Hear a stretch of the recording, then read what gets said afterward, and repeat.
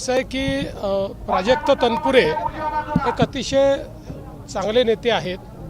त्यांचा मागच्या काळात परफॉर्मन्सही चांगला राहिला आणि म्हणून मी त्यांना विनंती केली आणि त्यांनी ती विनंती मान्य केली, याचा मला अतिशय आनंद आहे।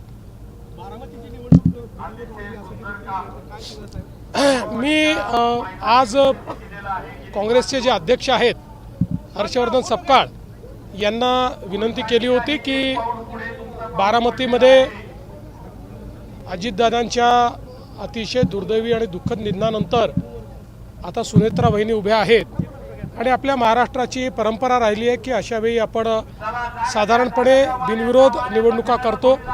जसं आर आबांच्या निधनानंतर तिथे भारतीय जनता पक्षाने आपला उमेदवार उभा केला नव्हता, त्यांना मी विनंती केली, त्यांनी चर्चा करताना मला ते सकारात्मक वाटले, पण अजून आता काय निर्णय झाला आहे याची मला कल्पना नाही, कारण मी कार्यक्रमात होतो।